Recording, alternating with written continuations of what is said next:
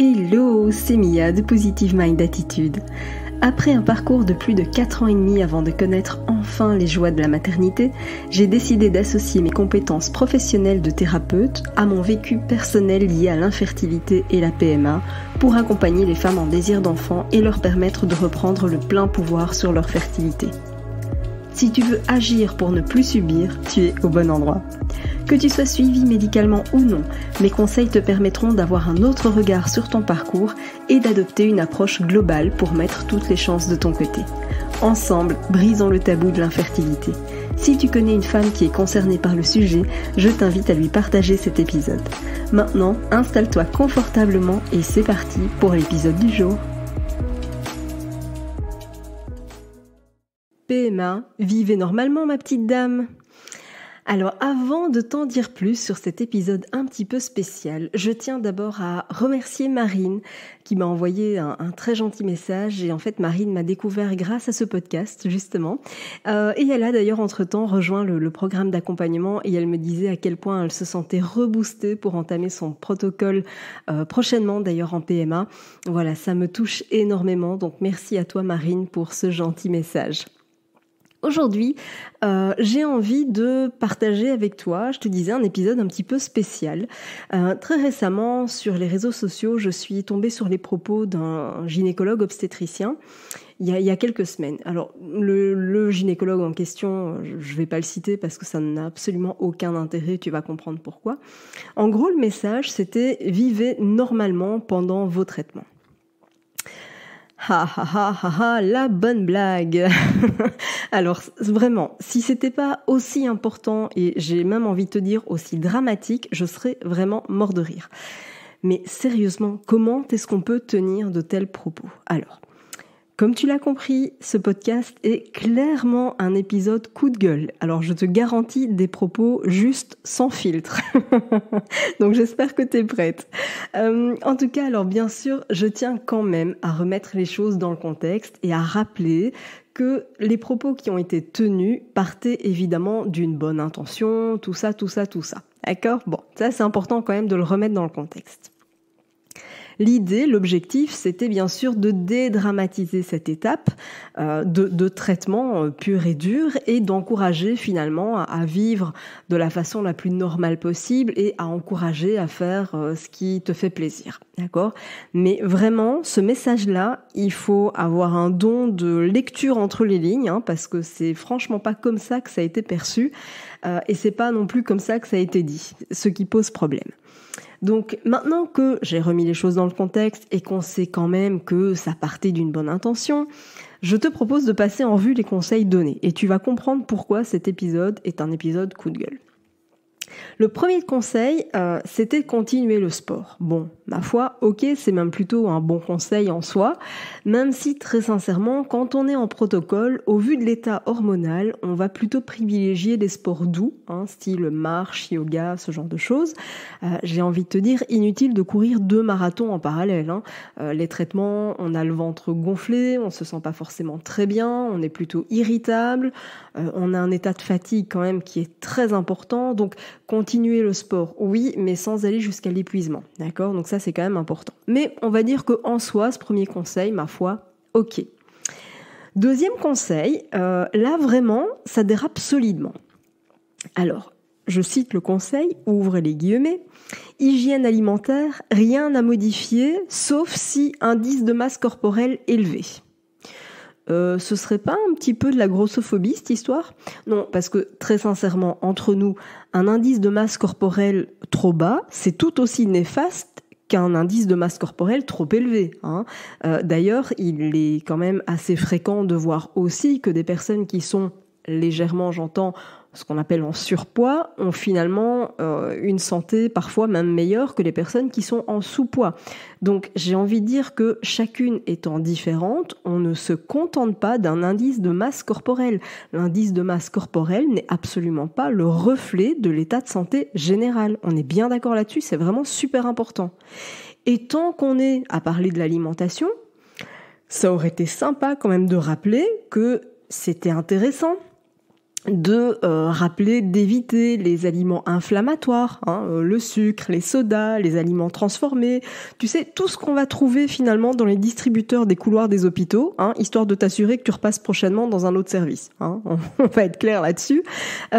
Donc ce serait quand même intéressant, non, de la part d'un médecin, de dire que c'est important aussi de miser sur une alimentation saine, non ? Bon, dommage.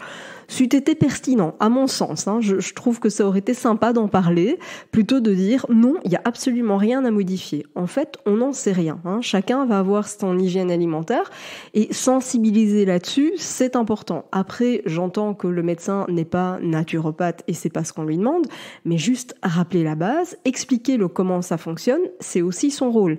Et à la limite, de conseiller de se faire accompagner en la matière, ça peut être intéressant. Mais surtout, ne pas dire il n'y a absolument rien à modifier. Non. Et surtout, on arrête avec cet indice de masse corporelle. Non, stop, ça suffit. Ça ne veut absolument rien dire sur l'état de santé général de quelqu'un.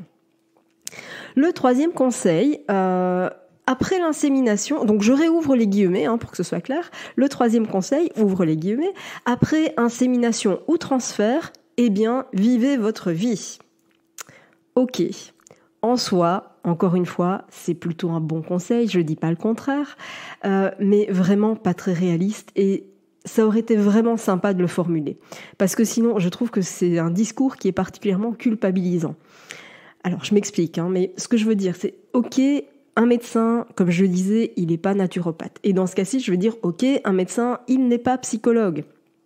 Mais bon sang, ça reste un humain et entre humains, ça peut être sympa de faire preuve d'un peu d'empathie et ça peut être sympa de rassurer quelqu'un qui s'apprête à traverser une des épreuves les plus compliquées de toute sa vie. Ça pourrait être sympa de le rassurer, d'accord ? Parce que vraiment, vivez votre vie. Non, ça va pas être possible.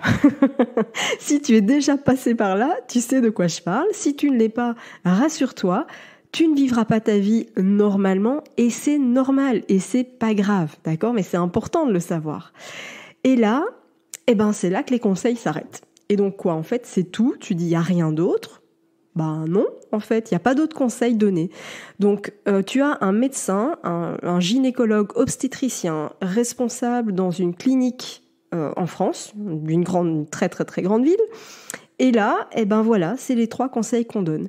Il n'y a rien d'autre. Donc, on parle pas des perturbateurs endocriniens, on parle pas du sommeil, on parle pas des émotions. Mais non, pourquoi faire ?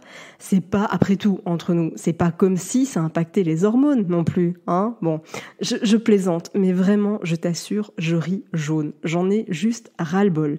Là, je suis simplement en train de me demander quand est-ce que le corps médical va arrêter de dire il y a rien à faire. Parce que en réalité, ce qui me dérange, c'est ça. Le fond du message, il est là.